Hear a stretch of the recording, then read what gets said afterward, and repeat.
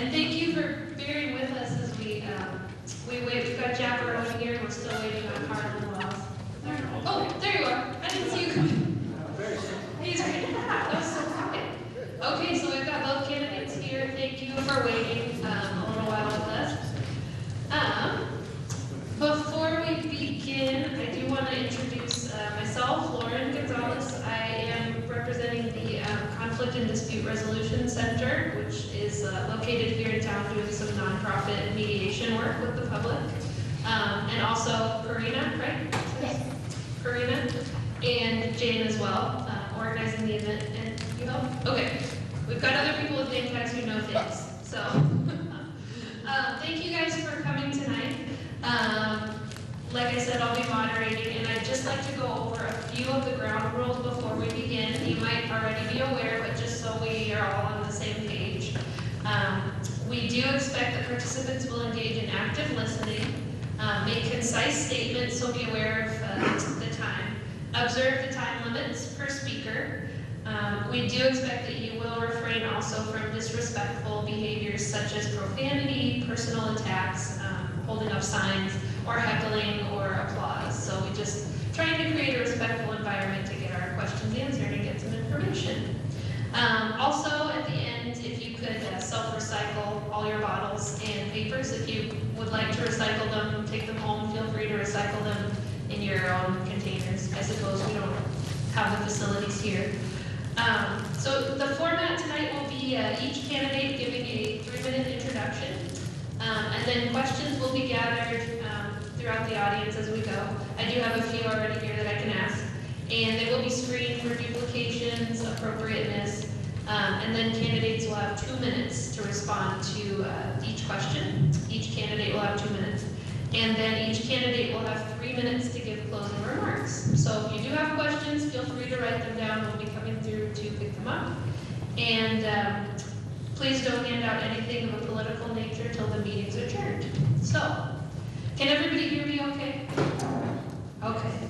Why don't we start by going clockwise? And Harlan, if you want to start with introduction real quick, 3 minutes. If you want to tell us about yourself.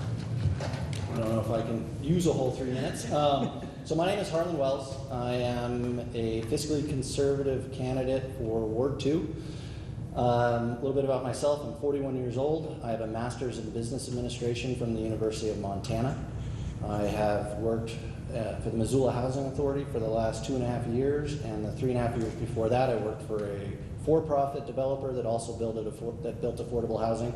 So I've been building affordable housing in the state of Montana for about 6 years. I am a reserve sheriff's deputy. I've been, come January, it'll be 5 years. I am the assistant chief of the reserve deputy force. I also am a homeowner, a landlord, and a devoted husband, and I have a dog named Remy, which some of you may have seen in the parade.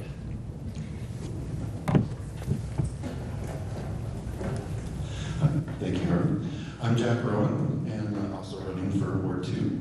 A little bit about me. I am 48 years old, so we're both not too far from each other, although I've got quite a bit more gray than Harlan does. I am a small business owner. I have a business called Water Smart Landscaping. I've been operating that since the early 2000s. I do mostly working with the clients who have noxious weed invasions, helping them to establish healthy plant communities, mostly native plants, low water. And I also have a long history of being involved with nonprofit organizations in Missoula. I was one of the founders that helped start Home Resource. Matt Heisel and Lauren Barney were the two principals who got it started, but I was on the board and then also actually worked at Home Resource for a number of years. I've been involved with the North Missoula Community Development Corporation for the past 10 years. I also have been involved with the Janet Rankin Peace Center, with the Hospice of Missoula, and with an organization called Family Promise that's addressing homelessness issues in Missoula. All of that has helped me, I think, to get a pretty broad experience and perspective on some of the issues that we face in Missoula, particularly Home Resource. We, on a daily basis, we would have people from all walks of life and all sorts of perspectives that would come in, and everyone looking to improve their lives. And that's a thing that's been important for me, and it's something that's motivated me in terms of wanting to run city council. I think that those years of experience and the breadth of experience give me a perspective that I think I can help represent what is a Ward 2 as well, diverse ward as well, geographically, economically, and socially. Thank you. Thank you both. So I am going to read the questions in the order I received them. And here's the first one. You only have 2 minutes. First sub-question. Do you, we'll start with you, Harlan, since you had a baby not too long ago, I'm not all there. A little bit, right? Harlan, we'll start with you again, going clockwise. So first question, do you support the school bonds? And second question, how do you feel about the AstroTurf in the high school football field? Do you feel it was excessive spending? Could it have been better spent? So the school bond, as a fiscal conservative who worries about property taxes increasing, has been a tough one for me to swallow. When you look at the numbers, it's about a 9.1% across the board property tax increase for those who are in it. That being said, there are parts of that bond I think are very important.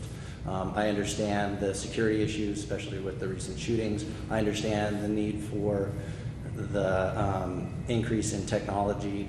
I don't see that as being $158 million. Where I live, I'm only affected by the high school bond, not the elementary school bond.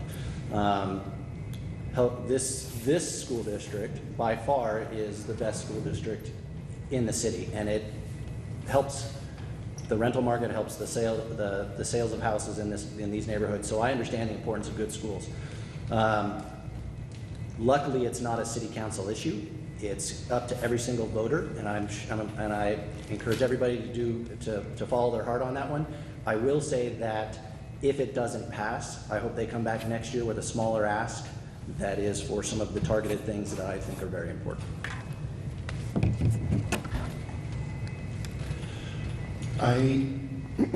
Excuse me. I do support the proposed school bond. I understand the concerns and the investment that we are asking Missoulians to make. However, I do feel that this is a significant investment in the future of Missoula. I believe that the amount of effort that has been put into the preparations, the years of research, getting in feedback from parent-teachers associations, as well as the staff of the schools, bringing in a number of experts on how we can move forward with our education system. I think this is an important step for us, and I think that as proposed is a very viable bond issue. And so I am in support of it. In terms of the high school and the AstroTurf, I have to admit that I really know nothing about that. I feel like I can't speak intelligently about that, so I will say that it's something that I would be interested to research, but as Harlan noted as well, this is an issue that's dealt with at the county level with the school board, and so I can give my input, but at this point I don't see it as a central issue for the city council. Thank you both. I forgot to answer the second part, and I honestly I've heard of it. So. Oh. All right. Well, thank you both. Appreciate it. Second question: do you think the city administration is doing a good job in keeping property taxes in check and the budget in line? What are your feelings on that? So we'll switch back and forth. I do think that the direction that the city has been going is a very positive direction. We have to be conservative. We have to be careful with the resources that we have. That's not only the tax revenue that we're collecting, but also the way we maintain our infrastructure. And I feel that the direction that the city council has been going, it has been, on the whole, a positive.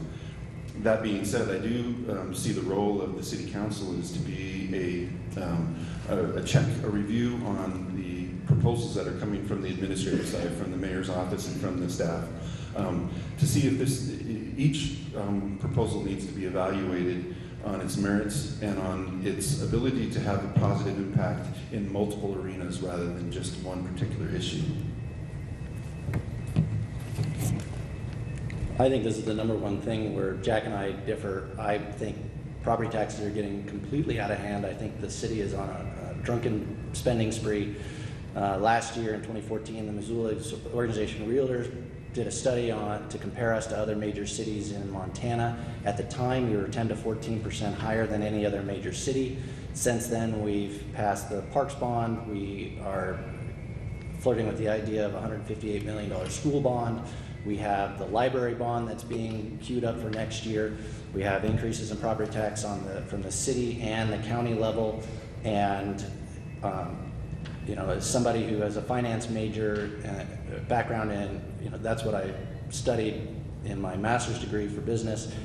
If taxes go up that much compared to your peers, and I think that's the important thing you need to remember, is our other cities in Montana, we're driving away potential good paying jobs. And I understand that everything that everybody wants to do sounds like a good idea and everybody wants to, but sometimes you have to step back and say, can we afford that? Is there other things we need to do first? Are there other priorities? Or should we be focusing on the roads? What should we be focusing on? And I would like to see at least somebody on the city council who's willing to say, yeah, that's a really good idea, but we can't afford it. And that's what I want to do. Thank you. So I am not certain that I'm asking this correctly, so you'll have to correct me if I am wrong. So if the city does end up, a new city utility company does take over Mountain Water, and the property taxes end up being lost because the new utility has to pay for the bonds and isn't able to cover the property tax loss, how would you propose making up the difference? Does that sound correct? So whoever asked that, do they want to clarify that question before I answer? Okay. Just me. So the mayor has proposed Thank you. in the, You have to push the button. Hold it. Yeah. Yep. Thank you. part of the proposal to take over Mountain Water, the mayor has proposed that everybody knows that the Mountain Water pays one of the biggest tax contributors to the county, city, and school district. And those taxes are going to be lost and have to be made up somehow, some way. The mayor proposed for the 5 years that the city, or the new utility, I should say, would pay those taxes. But with the bonding, if the new utility, city utility, is pressed and they can't pay the bonds, and the bonds have first priority over the property taxes. So if the city is unable in the next 5 years to pay those property taxes, obviously there's going to be a shortfall in revenue. And in this case, we just deal with the city. How would you propose to make up that difference?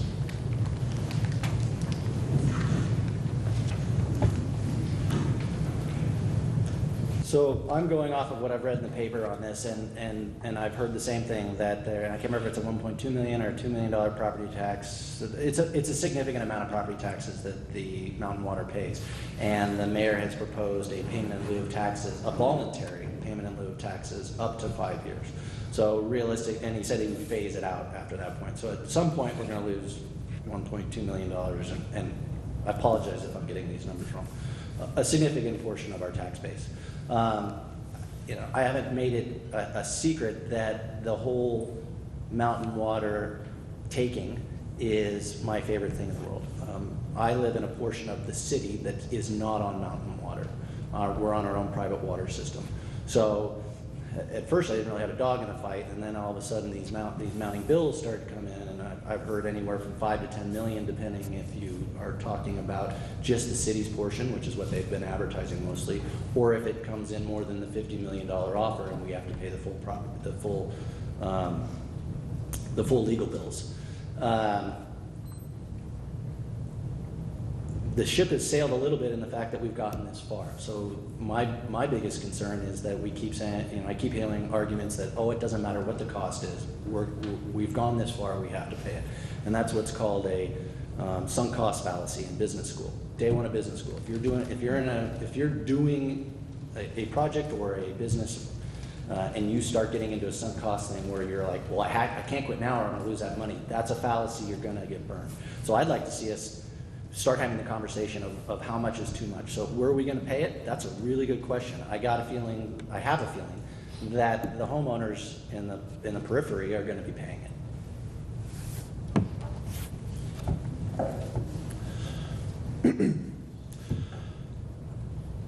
One of the challenges of answering a question like that, having not been on city council up to this point and not being privy to all the discussions that have gone on so far in terms of what is a backup plan, I have to admit that I don't personally have one. This is an issue that the current council is negotiating and will have to set a course. If I'm elected to city council, then obviously I would have to be a part of that discussion. I do not enter this race with a preconceived idea of how I would address that. I do feel that the current level of profit that is being taken out of the system provides us an opportunity without even looking at adjusting the rates that people pay in Missoula. There is a pool there that we can use to set aside for deferred maintenance, as well as addressing some of the issues that we have with the tax base and bonding the entity into the future. Thank you. Next question. Do you support the 2 school bonds that will be on the ballot? And there's some concern, are you aware of the amount of money that will not go to the schools, but instead to the Missoula Redevelopment Agency if they pass? So there's concern about money for the schools. But do you support those 2 school bonds? So we already had a similar question in terms of do we support the school bond, and I will just reiterate that I do. Both the elementary and the high school bond, I think, are both very important elements. In terms of the question regarding redirection of some of those funds to the Missoula Redevelopment Agency, this is another case where I'll have to plead ignorance. I have no awareness to money that is going to be redirected from the bonds to the redevelopment agency. So whoever asked the question, maybe afterwards, if you could clarify where that information is from, then it's something that I could research. But I'm not able to answer that tonight.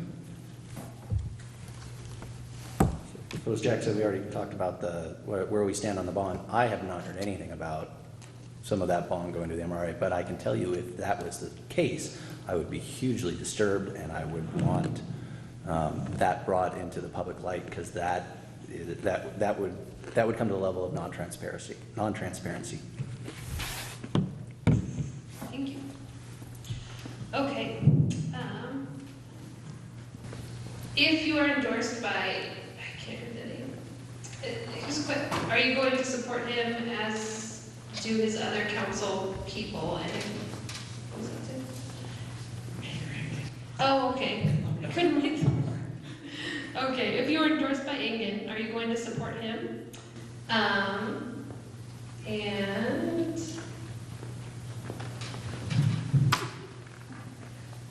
okay, are you going to support him? That's what I would ask.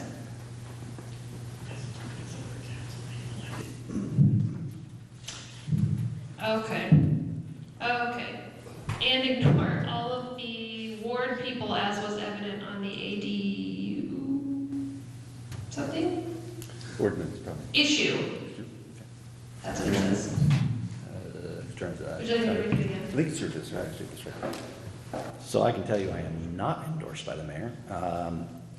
I went and I knew that I did not agree with him on a lot of stuff, and I gave him a courtesy visit and was very clear with him. I said, Mr. Mayor, I like you as a person. I think you're a good guy. I just don't agree with you on everything. So I can tell you that I will not be agreeing with the mayor on everything, and I will be listening to what the ward has to say. In the knocking on doors, I have learned that some of the things that I would probably lean towards is not necessarily what the people in the ward want, and so I'm going to have to take that into consideration when I vote on stuff. when I go, and if you're looking for examples, with the school bond and with the water, when I knock on doors, it's pretty, there's people that are for it and there's people that are against it. So I'm really glad I don't have to vote, I don't have to make the decision on the school bond. People get to. And, I think I've made it clear where I stand on water. I am endorsed by Mayor Engen, and that is a part of the political process of the mayor voiced his support for me. That doesn't mean that by any means that I would be beholden to the mayor. I recognize that the role of a city council member is to be the legislative body, and the role of the mayor is to serve as the executive for the city. And it's very important that those two remain separate and that each acts as a review on the other. So even though the mayor has chosen to endorse me, and I've welcomed that endorsement, I'm also very clear that that doesn't mean that I am beholden or serving for the mayor. I would be serving the ward from which I would be elected, as well as the entire city of Missoula. And as Harlan has mentioned, that's one of the challenges is that, if you're elected, there's a portion of the population that voted for you and there's a portion that didn't. And you have to represent both, and that's a big challenge. And I think that's something that both Harlan and I share, is a commitment to representing as best we can the views that we hear from all Missoulians, and not just those who voted for us or those who endorsed us. And I think both of us left out the ADU part. I was going to comment on that. Would you like to say anything about that? Sure, that's right. I think that was, we were just informed that we have a few extra moments to answer that. So I think the ADU ordinance was cited maybe as an example of how some people feel that the voices of the ward were not heard. In terms of that particular issue, I do feel that it is an important thing that we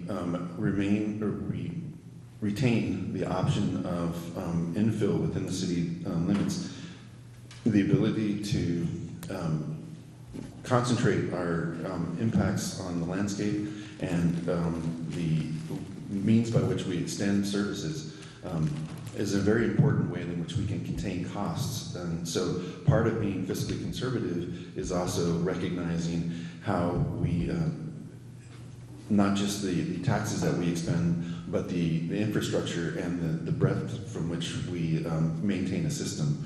So I think that this is an important tool that we have as a city. That doesn't mean that every lot should have an ADU, but the option and that there's an open public process, I think, is a very important thing.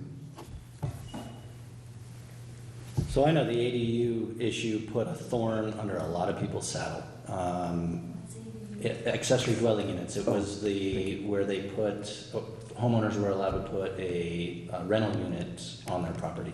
And I know that people came out in force and they were so against it, and the city council basically rubber stamped it, and it upset a lot of people. And that's a prime example of when the city council is not listening to the people. I know another one in Ward 2 where people were absolutely livid over and fought tooth and nail, and the city council didn't listen, was the Broadway Diet. And the Broadway Diet, if you're not familiar, is where in front of what is now the Poverello Center used to be 2 lanes, and they brought it down to 1 lane. And everybody and their mother said, "Are you kidding me? Why would we do this?" And people came out in droves and they protested it, and they said everything. They sent emails, and the city council said, "We know better than you." So this is, I think, one of the examples where Jack and I differ a little, is that some of these things I just disagree with, and I support the residents of Ward 2 over what the infill policy that the city council is pushing. Thank you both. This next question has 2 parts, so I'll ask it in 2 parts. What are your thoughts on the Missoula Redevelopment Agency has accomplished in 2015? And was the cost to taxpayers spent prudently? Particularly discussing the $7 million given to the Lambros and the mall? Would you like to start? Yep. So MRA funds are a very strange beast. There are times when they're absolutely appropriate, and I think that the MRA is a very valuable tool to the city for economic development of blighted areas. What the MRA did with the Lambros thing, though, is a giant red flag for me. They basically said, well, we know that the law is for fighting blight. But we're gonna change it and say we're going to preemptively strike and prevent the blight. And that's not what it's for. The road section that they're talking about is a very short one. I can't imagine where they're gonna spend the full 6-point-something million. I know part of it is for the right-of-way, and some of it is for the purchasing the right-of-way, but it's still a lot of money. There are other things the MRA is doing that I just can't understand, like the pedestrian bridge that's gonna cross over Reserve Street. I was against it before, and now that we're talking about the mall extension, I'm really confused, because wouldn't that road extension down, if they do fund that, mean you don't need the pedestrian bridge? There's a huge section that isn't even completed between where that pedestrian bridge is gonna be and the mall. So, I don't understand all the things they're doing. I will qualify that with that we don't see everything, and there are definite things that I hope they continue with. I just don't agree with everything. The other thing that I'm a little confused about, I lost my train of thought. So that's what I have to say. Thank you. It can be difficult to keep the train going sometimes, because all these issues have multiple facets to it. And the MRA is a great example of that. I do agree that I think overall the Missoula Redevelopment Agency and the mechanisms by which we fund that are an important asset and an important tool for the city of Missoula. In particular, with the decision to support and to move forward with the project out at the mall. That is something that I do agree with Harlan on. It's not something that I felt was the best use of our resources. I think there are other areas of town that need more attention and have more possibility for a greater response to those investments. Thank you both. What are some of the big issues that you foresee on the horizon for Missoula, and what are some of the issues you would like to champion? I'm sorry, could you ask the question? So the first part of it. What are some of the big issues that you see coming, and what are some that you would like to champion particularly? Thank you.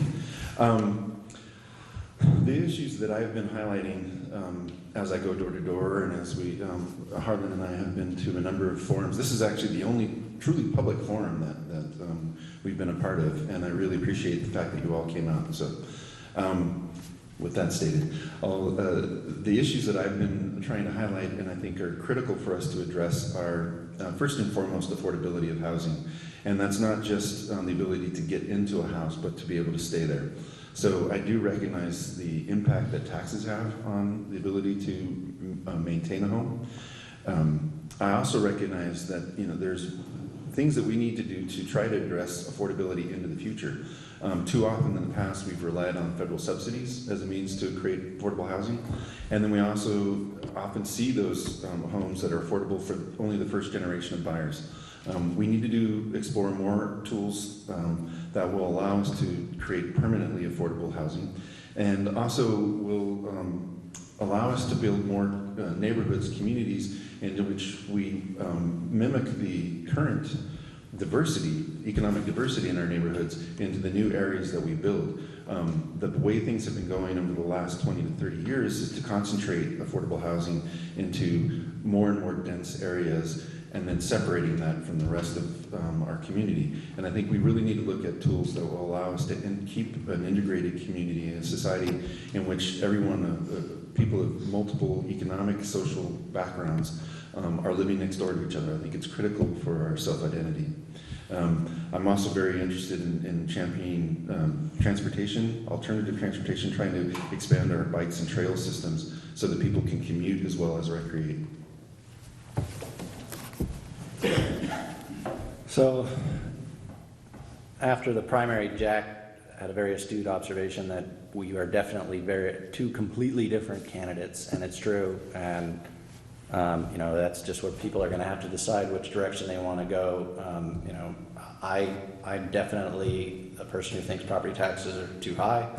I think focus inward is a complete mistake. I understand that we need to be able to redevelop the cores of the city, but I think by limiting the expansion into the urban fringe, we're cutting down half of our development potential, and frankly, the land at the center of the city is expensive, and it does not actually bring down the affordability, make things more affordable. It actually, my land, I have to be really careful, I can't say mine. The land costs in Missoula are getting very high, and it is becoming very difficult to build affordable housing. And I apologize there, I have to correct my wording, and there's been some issues on how I present myself. I have to be very clear that anything I say on the campaign is not referencing any opinion of the Housing Authority or along those lines. These are all my personal opinions. So property taxes, I think we need to work on jobs.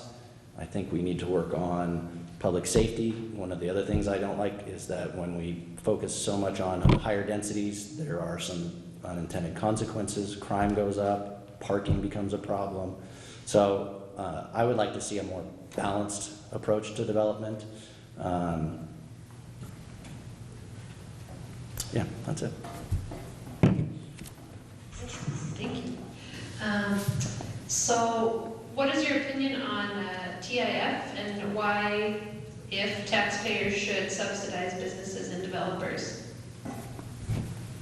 So TIF is tax increment financing. It's very similar to the question that we talked about with the MRA.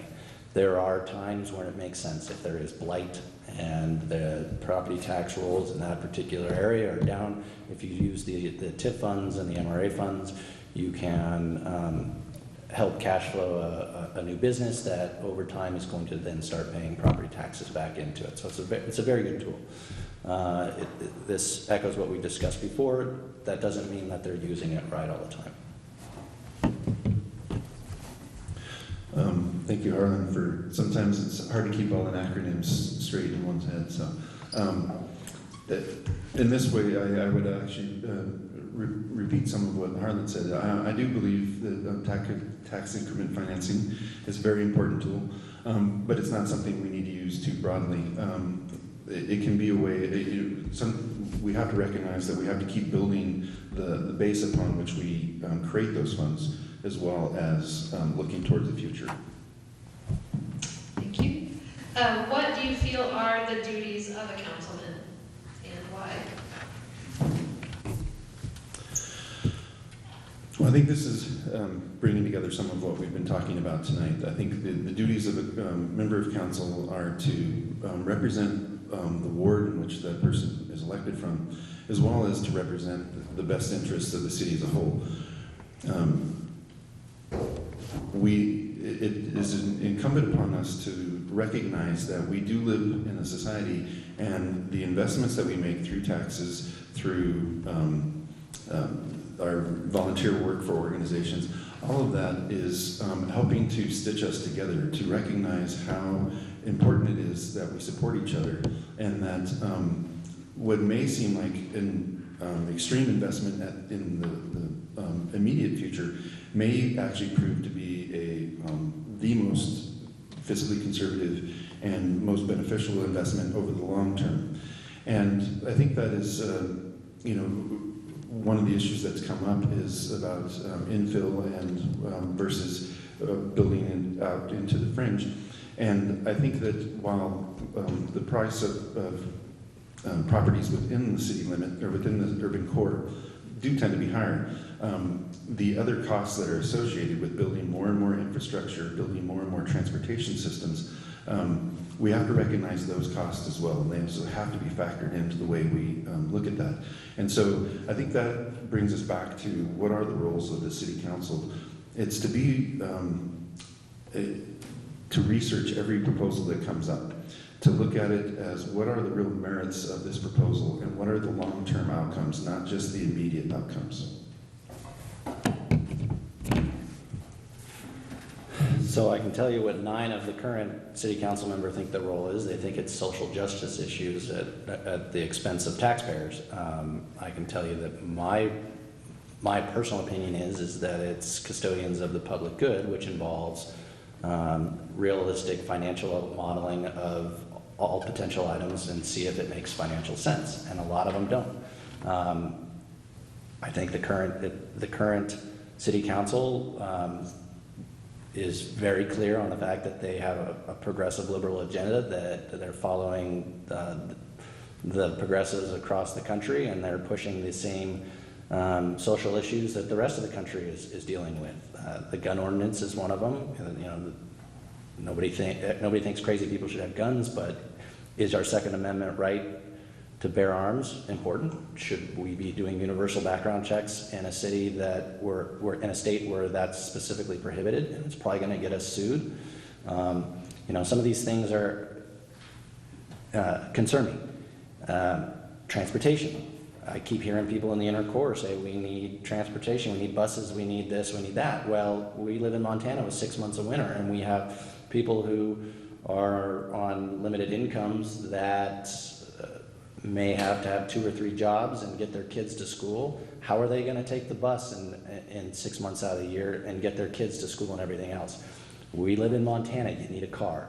So are buses good? Yeah. Are they good at the expense of everybody that lives out Mullen and up Grant Creek that are paying into the transportation bond and aren't anywhere near a bus? If they want to do free buses, great, but make sure it pencils without adding taxes to everybody that doesn't get to see a bus. So there's just a lot of things that I would like to see real conversations about the cost. Thank you. So this gets, we did discuss this a little briefly earlier, but this gets into a little more of the why. Do you agree with the council's decision to buy Mountain Water, and why? So once again, not everybody in the city is on Mountain Water, and those people are really concerned what this is going to do to their taxes. I think everybody that has been for it to this point needs to have a real honest conversation with themselves on how much is too much, because there is an appraised value that's going to come in, and if it's too expensive, all that profit that they keep saying they're going to get their greedy little hands on is going to go to the bonds, not to the people. It's not going to go to the infrastructure. So I wouldn't have voted for it. I'm not a fan of it, and I really hope that of the 6 wards where people are coming up, they're willing to have that conversation, that there is a price that's too much or it's going to bankrupt the city.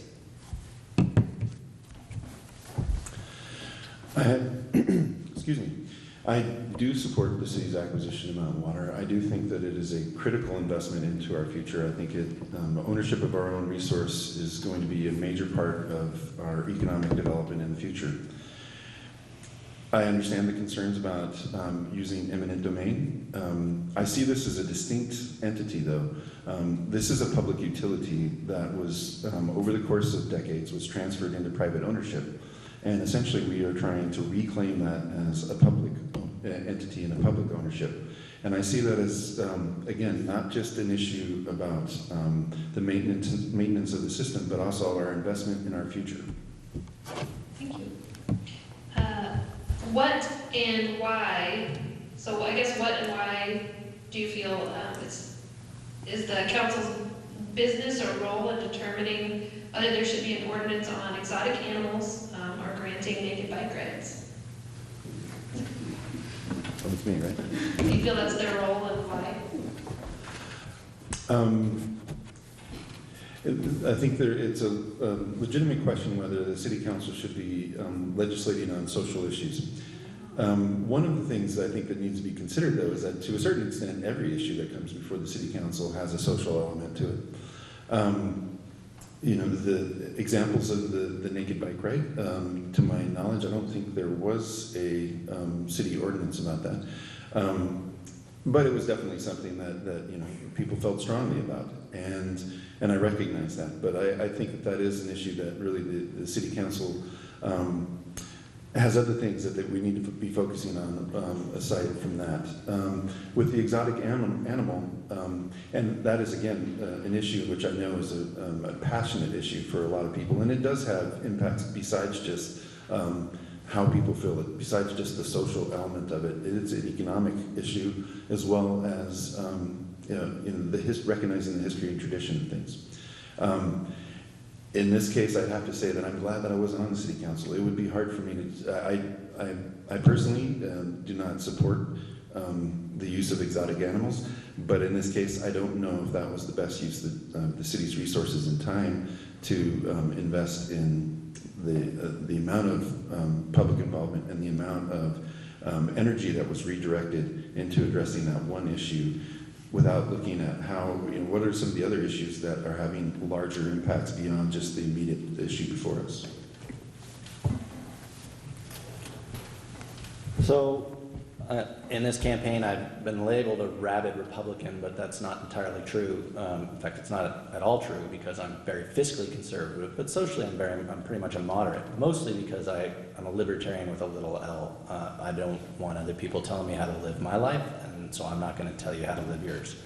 That is why I really shy away from the city council diving into some of these social issues. I really don't want anybody telling me how to live my life. If I'm not affecting you, stay out of my business. And if you're not affecting your neighbor, I'll stay out of yours. Thank you both. Do you think the city overstepped its authority on its resolution on gun registration? And why or why not? Absolutely. The city's argument that the subsection B gives them the right to curb the ownership is such a reach. This ordinance is going to get the city so sued. And unless they've changed it, and I haven't seen it yet, there's jail time for this. Can you imagine if somebody gets arrested and spends jail time for an ordinance that turns out to be illegal? You think the county's got legal problems right now. You just wait till somebody sues the city over something like this. I've heard arguments that this background checks are going to curb gun violence. Ask Oregon how that worked out for them. Oregon has this resolution, this ordinance. Statewide, you have to have background checks. It didn't do a darn thing. Somebody walks in that door right now with a gun. Who's going to stop them? If we were in any other place, I would, because as a reserve deputy, I carry a gun 365 days a year. But because this is a gun-free zone, I can't carry a gun in here. It just blows my mind that the city is trying to do this. There is a public hearing. Sorry, I keep getting the microphone a little bit too close. Sorry. There is a public hearing coming up, actually, not this coming Monday, but the following Monday. And the ordinance that is before the city council is still under consideration. There is still time for everyone to weigh in. I have spent a lot of time examining the issue and looking at the ordinance as it's written. And right now, I feel that I am not in a position to take a stance either for or against the ordinance. I feel like it's important to see how things progress through the committee process and how the public comment will impact a decision that is made by the city council. Thank you. If privatization of some city positions or services proves cheaper, would you be in favor of such a move? I'm sorry, can you say? Sure. If privatization of some city positions or services proved cheaper, would you be in favor of such a move? I'm just going to say no. Part of my professional career is I worked for the Forest Service. And the time period in which I worked for the Forest Service was when a number of positions were being outsourced to private entities. And in all cases, our experience has been that the costs actually did not go down. The level of service did not improve. I think in general, and this is not to say that government is always the best option, but the tendency to look at business as the solution to all of our challenges, there are reasons why we have government, and there's reasons why we have systems that are in place. And I think it's important that we not use the model of business as the answer to all of our challenges whenever we're not satisfied with the services that we receive. So, if there was a proposal, I would have to take a look at it and look at the merits of it and try to see what would be accomplished by privatizing. But my base inclination is I don't see that as a blanket way to address our concerns.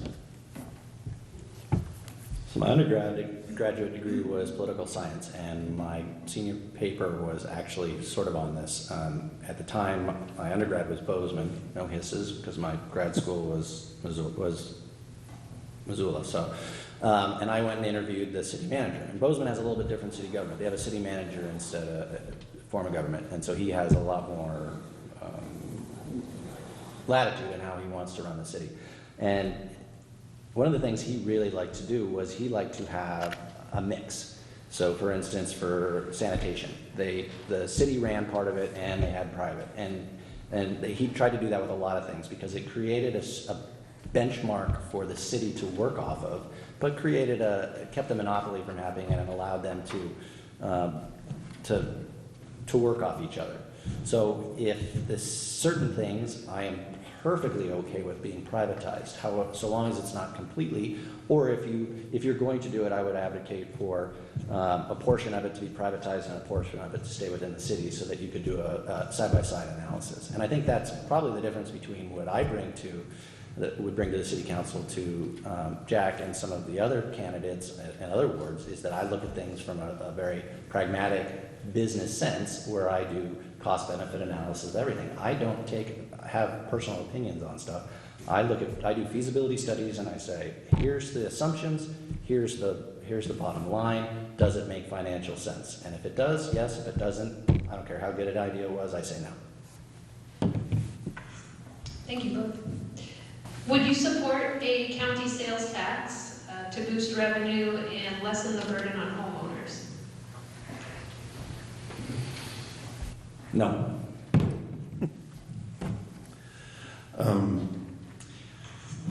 It's a speculative question, so it's hard to say. I haven't seen any formal proposal.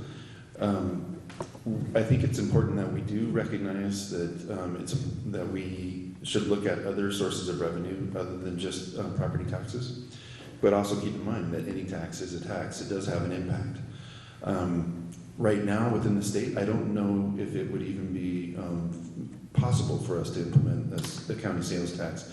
From what I understand, it's possible within the state if an area has been designated as basically a tourist zone, that there is the ability to create a local resort tax. Missoula, to my knowledge, does not qualify. We'd have to look at that, but it would be, like I said, to really give an answer to that right now would be very speculative. Thank you. What to you makes Missoula the special place that it is?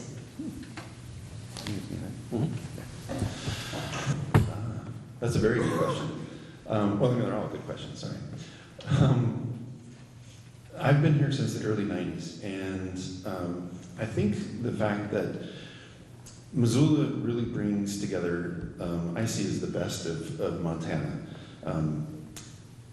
The fact that we have a very pragmatic way of approaching the world, and yet we also have a very open mind to consider new possibilities. I look around Missoula there, I mean, I feel like the downtown area, sometimes it's crazy making how many nonprofits there are in Missoula, but on the other hand, it's also a very good indication of just how deeply committed people in Missoula are to trying to see a better future. I can't point to one thing that I think is the best part of Missoula, but I think collectively it's those things. It's that ability to be very practical in what we do, but also to be very hopeful for a better future. So I'm about to tell a very deep, dark secret about myself. I moved here from California, but I moved here from California because I wanted to get away from California, because I wanted to enjoy the Montana experience. I wanted to come to a small town, Montana. So I came here for grad school and I loved it and I stayed. A lot of people move here because they love it and then they want to change it. And the thing I don't understand is that we get all these people that move here from the big cities on the coasts, and then they do everything they can to make Montana just like the big cities they came from. Stop it. We're a small town. Leave it that way. We do not need to be a downtown Portland. We do not need to be a downtown Seattle. We do not need to be a downtown wherever it is in Denver they keep comparing us to. We're Missoula, Montana. Let's leave it that way. Thank you both. how would you go about listening to the people in the ward? What would you do to canvass your constituents on major issues?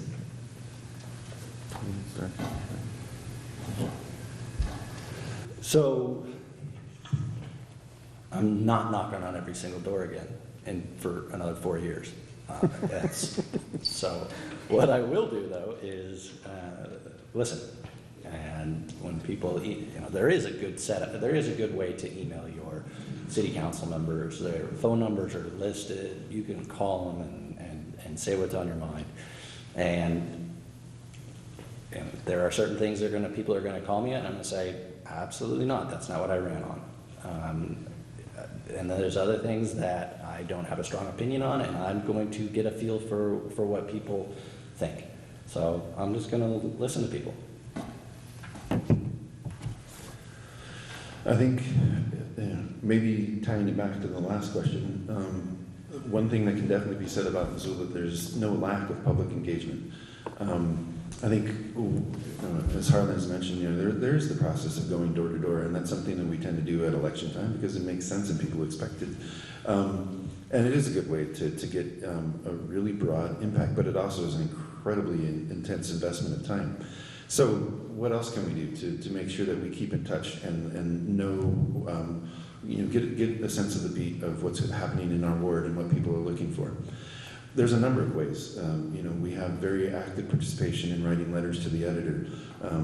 We have, every time a group of 200 people shows up at Karis Park for one event or another, that's an expression of what people want and what's important to them.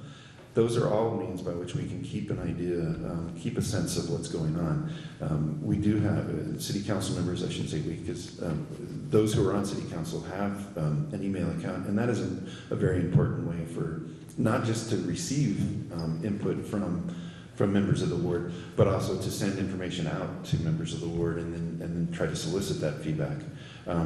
So there's a number of ways in which I see that the city council can remain engaged with members of the ward, so that we are reflecting, as well as voting on our best evaluation and conscience on the issues. Thank you both. With an eye on our time, we have about 10 minutes left for the question session before closing, and I only have a couple questions left, so if anyone else has one, feel free to write one now and we'll pick it up. Next question, how would you improve traffic flow, especially the Reserve Street gridlock? Wow, I get to start with that one. That is a very important question. One of the challenges that we face as a society, when I first moved to Missoula, Reserve Street was a 2-lane road, and it was a gridlock back in the early 90s, late 80s. We, working with the state and the federal government, made major upgrades of Reserve Street, and within 2 years, it was a gridlock again. So simply building bigger roads is not necessarily the best way to address the issue. One of the things I mentioned earlier is that I think we really very honestly need to look at other ways that we can address how we get around and how we make our neighborhoods viable. It's been brought up that we have to be realistic about the fact that we have winter most of the year. That's true. I know a lot of people that bike all winter long. So furthering our trail systems is not just an investment in summertime pleasure. It is a means by which a lot of Missoulians get to work, get to school. And I think that's when it makes sense, that's a worthwhile investment because it pays off in many-fold in terms of the type of interaction that happens along trails that doesn't happen with cars that are parked next to each other sitting on Reserve Street at a stoplight. There's also the Mountain Line bus system and the zero fare. To this point, there are three neighborhoods in Ward 2 that don't have bus service. And that's something that, it's a glaring need that we need to address. One of the discussions that's been going on, and I've been trying to participate in, is looking at creating mini hubs in which we could have shuttle services instead of creating a whole new bus line. We could have mini hubs and shuttle services to try to make sure that we have those off. implement that to all of our neighborhoods. So I like buses, I just don't like how they're being used. We had the transportation bond, and we got sold on this idea that we were gonna get increased service, and I voted for it. I was like, awesome. And then they turned around and took away my bus out Mullen, and they made it zero fare. If they had said that was the intent of the transportation bond, it wouldn't have passed. They lied to us. It was a bait and switch. I would love to see the buses be used for commuting. If we ran buses out to Frenchtown, if we ran them down the Bitterroot, if we ran them out east to Clinton, if we had park and rides and we were using it for what I thought I was voting for. Instead, we have zero fare where they darken the windows so we can't really see how many people are actually on the buses. Every time I see a bus, I get furious. What's the first part of the question? I lost my track. Sorry about that, I put it down. How would you improve the traffic flow? Okay, so I wouldn't reserve, good luck. I bet you couldn't get anybody to figure that one out. It was under-engineered to begin with. But guess what? We're doing the same thing right now with the new bridge going over in the center of town. We're gonna under-engineer it because the current policy is focus inward and what's called traffic calming. Instead of making the roads bigger, they're making them smaller. They're trying to make them more pedestrian friendly. Well, once again, we have growth that's going to happen. We are going to have more cars, and putting these choke points throughout the city are not going to help with the traffic. So, I don't know, I guess they think they're saving the environment by forcing people to ride buses. But, once again, we have 6 months of winter. We have people that need cars. People have stuff. They want to live in the suburbs. They want to come into town. So, if I'm elected, I'm going to push to use the buses for a different thing. Thank you both. So, next question. If the city does take over Mountain Water, there's concern about the lost money from those the tax base that Mountain Water paid towards employee benefits, retirement, and health costs. How would we make that up if the city took over Mountain Water? I am going to make an assumption here that that's a reference to the employees of Mountain Water. Is that correct, whoever wrote this? I think No. No. It would be if the city took it over, they would have their own employees. The Mountain Water would, or the? No, the city would. City have their own The employees? city takes over Mountain Okay. Water, they would have the employees, Mhm. and then they would have retirement benefits and health benefits to play, plus the lost tax base from Mountain Water. So I'm not sure I fully understand that because the most city employees do and the Mountain Water people do. I think you and I don't know if you and I are on the same page. I see many problems with the acquisition of Mountain Water that were not discussed. I followed the entire trial and this plan to have a plan argument that the city used on how they were going to make it more efficient was aspirational at best. So I think that there are a lot of issues that have not been fully vetted that are going to come up and bite us. So we did already talk a little bit about the loss of tax revenues and how we would address that. So it seems to me that what's unique in this question is, again, particularly the impact of taking on employees, those salaries and those long-term investments in retirement benefits and health care benefits. That would be, as I see, would be addressed through the rates that we would pay. So essentially we would be transferring the rates that are now paid to a private entity into the city coffers. Part of the offer that has been made is to recognize and I'm losing my mastery of the language. But to promise to cover those agreements as they are for the first 5 years, and then after 5 years, all Mountain Water employees would be slowly integrated into the larger city structure of rate pay, retirement, and healthcare. And I think that that's a very viable way of moving forward, and I do support it. Thank you. Did that answer what you were looking for? Not entirely. I think what they both missed the point of it a little bit is that the history of cities is the more retirement you have to pay and the more employee benefits you have to pay, sooner or later, when everybody retires, they will break many municipalities, as it's already shown around the country. So I don't understand why you would put down a private enterprise and take that over, and then you take on all the employees and all the benefits of that, and you also lose the tax base. That would be the same rationale as if you took over the gas, if you took over the electricity, then where are you? So I don't see how it can pencil out. I really don't. Take another shot at it? Sure. Did that make sense? Can we do Yeah, that one? yeah, I think I Okay, and then I have one more question Okay. left, and then we can. Okay, close. all right, thank you. I'd have to take a closer look at, the specifics of how much would be involved in taking on those employees. But again, we have a system by which citizens of Missoula would pay rates for their water usage, and that's our ability to fund those positions and to take them on long term. It is something that, regardless of whether it's a private entity or a public entity, the commitment of a retirement plan is something that should be sacrosanct.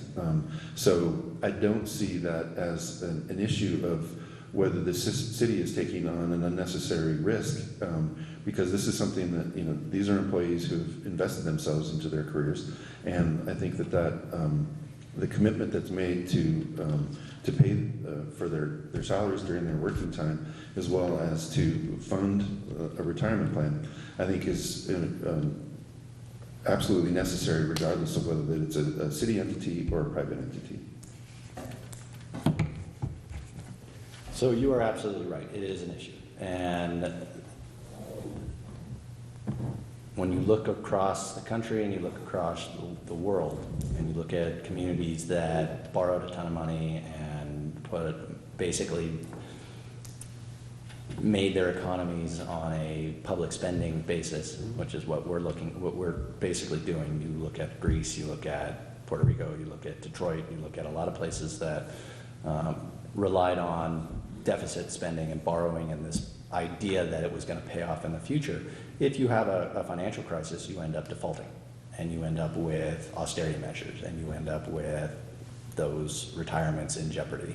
Now in Montana, there's some laws where you can't just push back, you can't just get rid of them without showing due cause, and there was just a lawsuit that went through the Supreme Court, I believe, with the teachers' salaries and their retirements, where they were getting a 3% increase annually, but inflation was only going 2%, and it was breaking the budget, so they tried to back it down. And the Supreme Court said, you can't just do that because you have to show cause. Well, guess what? If this city ends up with expenses they can't pay and they end up defaulting on stuff, then all those are going to disappear. And these are the types of things that I worry about. These are the types of things that when I see a city council that just says, it's going to pay off in the future, trust us. I don't just trust you. I want to see where your numbers are. I want to see where your growth projections are. I want to see those because I'm a very tactile, I look at things in a very black or white spreadsheet kind of way. I don't just say, I can't accept the premise that if we spend it, it will come. Thank you both. Thank you for clarifying also. So this will be our last question for the evening, and then we will have time for a brief closing from both of you. What is the real impact of this mountain water deal, getting a little more into it? Concern that bonds would lead to an increased federal rate, higher costs of water, less watering, dead trees, on and on down the road. So what's the real-time impact in the future of this deal, in your opinion? So if you read articles outside of Missoula when it comes to water rates, the city is very very correct when it says most water utilities are owned by their local governments. And if you read the secondary stories, you see that water rates are going through the roof around the country because the infrastructure is falling and they're having to increase rates. This idea that if we buy the water, somehow the rates are not going to increase is the biggest lie on the face of the earth. These rates are going to go up no matter who owns it. And The price is gonna come in at higher than what the city offered. It's gonna be expensive. We're gonna have the debt service, and we're gonna have to start doing the infrastructure improvements on our own. And if you don't think your rates are gonna double, triple in the next 5 years if this goes through, you're in fairyland. You don't get to pay for things with rainbows and pixie dust. It's gonna cost money. I think it's important to recognize that right now the employees of Mountain Water do a good job of addressing the maintenance of the system as they can with the amount that the leadership of Mountain Water is willing to invest. And I see that as two very distinct elements because the leadership of Mountain Water has not shown a commitment, and in fact that was really the crux of the judge's decision to support the city's and to rule in favor of the city's acquisition of Mountain Water through eminent domain, was the lack of commitment to addressing the infrastructure of our water system. As it is right now, the current leadership of the organization does not see a need to invest in the infrastructure of the water system because we have a leaky system and that water is just trickling back down into the aquifer. No problem. As long as your motive is profit driven. By acquiring Mountain Water and having it be a public entity that is owned by the city of Missoula, we remove that incentive to ignore the system. It is in our own best interest to continue to maintain the system and to make it as efficient as we can. And I don't think that's ever going to change unless we own it ourselves. The costs, I don't think that it is reasonable or viable to project that there could be a doubling or tripling of rates. I don't see any basis upon which that would make sense other than to try to scare people. I think we need to take a very reasonable approach and to recognize the importance of owning our own system. Thank you both for answering the questions tonight, and thank you everyone for submitting your questions. This was great. Would you like to do 3 minutes each closing remarks? Do you care? Sure. Anyone want to start, or would you like to start first? Okay, thanks. With what I just said, I wanted to take just a moment to backtrack. I want to be clear that I'm not accusing my cohort of trying to scare people. I'm just trying to establish that I think it's important that we look at that and we not use the worst case scenario as the basis for making a decision. In terms of closing remarks, one of the things that I have been highlighting as I have gone through this process, and whatever happens the night of November 3rd, I know I'm going to sleep well that night because this has been an incredible experience for me to meet people that, sometimes there have been people who live 2 blocks away from me that I have never met until I went and knocked their door to run for city council. There's people that I've met in other neighborhoods that I had no idea that that's where they lived, but I've been interacting with them for 20 years through various things. So the relationships that I have built and strengthened through this experience has renewed my sense that of just how unique and how wonderful a place it is that we live. And I hope and I think that it would be an honor for me to serve as a member of City Council to represent Ward 2. So running for city council has taught me a lot about how city government works. And one of the things that I've learned through this is that there is an establishment, there are special interest groups in this town that it is the conventional wisdom, you go and talk to them and get their endorsements. And when I looked at all their questionnaires and I looked at all the things, I noticed that there was a very common theme that followed the current administration and city council's agenda. And I didn't like it. I didn't like what I saw. I didn't like what they were asking us to promise. I didn't ask, and so I basically said no. And so I went out and I did a grassroots campaign where I talked to different people and different and organizations outside the establishment, and got a lot of support, a lot of volunteers. And so I'd just like to say, as people are deciding on who they're going to vote for, I asked them to say, do you want more of the same, or do you want somebody that's willing to, that is coming from an outsider position, that has made no promises, I have one endorsement, Adam Hertz. I haven't asked for a single other endorsement, and I won't take a single other endorsement. And I took Adam's because he's my neighbor and my friend. So if elected, I promise to look at everything from a very independent, fiscally conservative standpoint, and you will get votes on issues that are not agenda driven. Thank you, Harlan. Thank you, Jack, for this evening, giving us your time. And thank you to everyone for coming out. Yeah, thank you. We're talking to you, Jane.